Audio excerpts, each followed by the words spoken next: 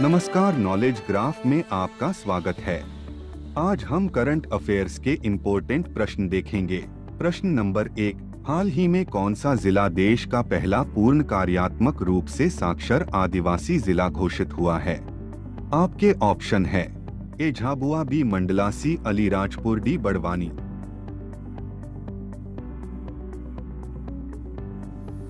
इसका उत्तर है बी मंडला। प्रश्न नंबर 2, हाल ही में देश की पहली हाइड्रोजन ईंधन सेल बस का शुभारंभ कहां हुआ है? आपके ऑप्शन है ए पुणे, बी मुंबई, सी चेन्नई, डी नई दिल्ली।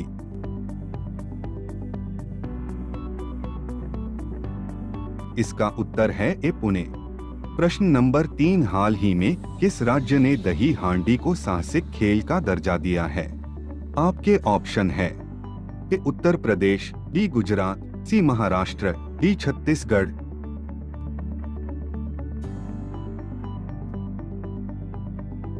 इसका उत्तर है महाराष्ट्र। प्रश्न नंबर 4, हाल ही में किस अंतर्राष्ट्रीय हवाई अड्डे का नाम शहीद भगत सिंह के नाम पर रखा जाना निर्धारित किया गया है? आपके ऑप्शन है ए चंडीगढ़, बी मुंबई, सी दिल्ली, डी पंजाब।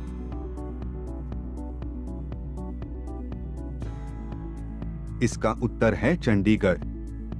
प्रश्न नंबर 5, भारत का पहला नाइट सफारी और जैव विविधता पार्क कहां बनाया जाएगा? आपके ऑप्शन है ए कुकरेल वन, बी रणथंभौर राष्ट्रीय पार्क, सी कान्हा राष्ट्रीय पार्क, डी हजारीबाग राष्ट्रीय पार्क।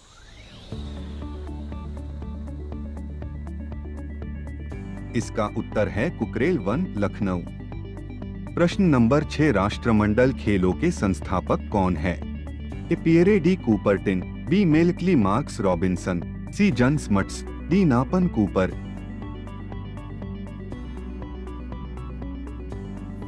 इसका उत्तर है बी मेलकली मार्क्स रॉबिन्सन। पहला राष्ट्रमंडल खेल 1930 में कनाडा के शहर हैमिल्टन में हुआ। इसमें 11 देशों के लगभग 400 खिलाड़ियों ने भाग लिया था, जिन्होंने 6 खेलों की 59 प्रतियोगिताओं में अपना दमखम दिखाया था। सन 1930 के बाद से हर 4 साल बाद इसका आयोजन होता रहा है। प्रश्न नंबर 7, निम्नलिखित में से किसने राष्ट्रमंडल खेलों 2022 में भारत का पहला स्वर्ण पदक जीता? ए मीराबाई चानू, बी बजरंग पूनिया, सी विदुरानी देवी, डी पीवी सिंधु।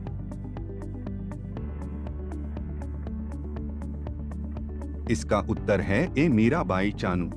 उन्होंने 49 किलो वेट कैटेगरी में यह उपलब्धि हासिल की। उन्होंने कुल 201 केजी उठाते हुए गिनीज रिकॉर्ड के साथ पहला स्थान हासिल किया। प्रश्न नंबर 8, भारत ने किस वर्ष राष्ट्रमंडल खेलों की मेजबानी की थी?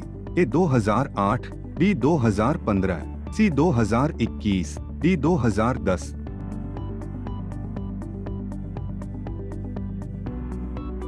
इसका उत्तर है 2010।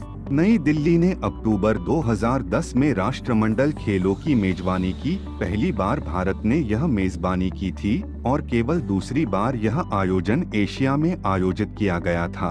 पहला आयोजन 1998 में कुआलालंपुर में हुआ था। निम्नलिखित में से किस संगठन विभाग द्वारा हिम ड्रोनेथॉन कार्यक्रम शुरू किया गया है? ए केंद्रीय विज्ञान प्रौद्योगिकी मंत्रालय, बी भारतीय सेना, सी नीति आयोग, डी केंद्रीय शिक्षा मंत्रालय। इसका उत्तर है भारतीय सेना। बीते 9 अगस्त को भारतीय सेना ने ड्रोन फेडरेशन ऑफ इंडिया के सहयोग से हिम ड्रोनेथॉन कार्यक्रम का शुभारंभ किया। इस पहल के जरिए रक्षा निर्माण में आत्मनिर्भरता को बढ़ाना है। इसका उद्देश्य सीमा पर सैनिकों की आवश्यकताओं को देखते हुए पथ प्रदर्शक ड्रोन क्षमता विकसित करने के लिए भारतीय ड्रोन पारिस्थितिकी तंत्र को प्रोत्साहित करना है। रक्षा मंत्रालय ने कहा है कि यह कार्यक्रम उद्योग, शिक्षा, सॉफ्टवेयर डेवलपर्स और ड्रोन उत्पाद निर्माताओं सहित सभी हितधारकों के बीच पारस्परिक संपर्क से चलाया जाएगा। एशियाई शेरों के संबंध में निम्नलिखित में कौन सा कथन सत्य है? 1, इन्हें वन्यजीव संरक्षण अधिनियम 1972 की अनुसूची में सूचीबद्ध किया गया है। 2. इन्हें IUCN रेड लिस्ट में लुप्तप्राय प्रजातियों के रूप में माना जाता है। अन केवल 1, बी केवल 2, सी 1 और 2 दोनों, डी इनमें से कोई नहीं। इसका उत्तर है 1 और 2 दोनों। 10 अगस्त को विश्व शेर दिवस मनाया जाता है। इसका उद्देश्य शेरों के बारे में जागरूकता पैदा करना और उनके संरक्षण के लिए तुरंत ध्यान दिया जाना जरूरी है। पहली बार 2013 में विश्व शेर दिवस मनाया गया था। एशियाई शेर को वैज्ञानिक रूप से पैंथेरा लियोपर्सिका कहा जाता है। इन्हें वन्यजीव संरक्षण अधिनियम 1972 की अनुसूची में सूचीबद्ध किया गया है और IUCN रेड लिस्ट में लुप्तप्राय प्रजातियों के रूप में माना जाता है। विश्व आदिवासी दिवस कब मनाया जाता है? अ 9 अगस्त, बी 10 अगस्त, सी 11 अगस्त, डी 12 अगस्त। इसका उत्तर है 9 अगस्त। हर साल 9 अगस्त को आदिवासी समुदाय द्वारा विश्व आदिवासी दिवस मनाया जाता है। आदिवासियों के अधिकारों की रक्षा के लिए इस दिन को मनाया जाता है। संयुक्त राष्ट्र ने आदिवासियों की गरीबी व बेरोजगारी के हालात को देखकर UNWGIP यानी स्वदेशी जनसंख्या पर संयुक्त राष्ट्र कार्य समूह संगठन को बनाया। दिसंबर 1994 को संयुक्त राष्ट्र महासभा द्वारा पहली बार अंतर्राष्ट्रीय जनजातीय दिवस मनाने का निर्णय लिया गया। साल 1982 में स्वदेशी जनसंख्या पर संयुक्त राष्ट्र कार्य समूह की पहली बैठक के दिन को विश्व आदिवासी दिवस के रूप में मनाने के लिए चिन्हित किया गया। प्रोजेक्ट चीता के संबंध में निम्नलिखित में कौन से कथन सत्य हैं?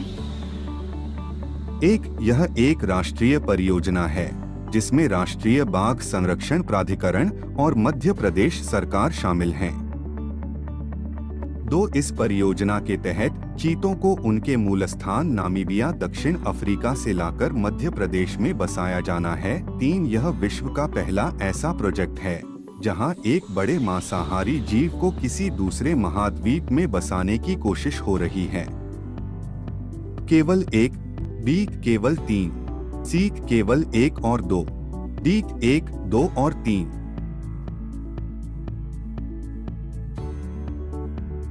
इसका उत्तर है 1, 2 एवं 3।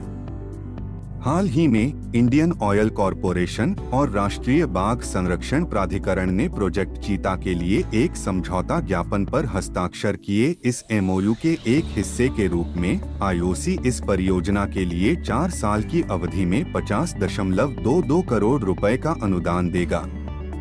इस परियोजना के तहत चीतों को उनके मूल स्थान नामीबिया दक्षिण अफ्रीका से हवाई रास्ते से भारत लाना और उन्हें मध्य प्रदेश MP के कूनो राष्ट्रीय उद्यान में बसाया जाना है।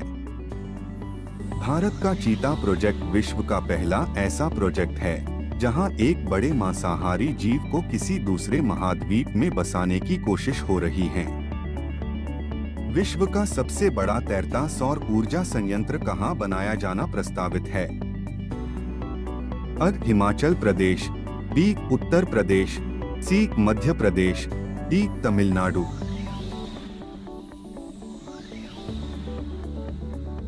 इसका उत्तर है मध्य प्रदेश। विश्व का सबसे बड़ा तैरता सौर ऊर्जा संयंत्र मध्य प्रदेश के खंडवा में नर्मदा नदी के ओंकारेश्वर बांध पर 3000 करोड़ रुपए से अधिक की अनुमानित लागत से बनाया जाएगा। पावर प्लांट से 2022 से 23 तक लगभग 600 मेगावाट बिजली उत्पन्न होने की उम्मीद। ये संयंत्र 100 वर्ग किलोमीटर में फैला होगा। पनबिजली परियोजना में पानी से ऊर्जा का उत्पादन शामिल होगा। नया तैरता सौर संयंत्र खंडवा को मध्य प्रदेश का एकमात्र ऐसा जिला बना देगा जहां तीनों चीजें थर्मल पावर स्टेशन, हाइडल और सौर ऊर्जा हैं।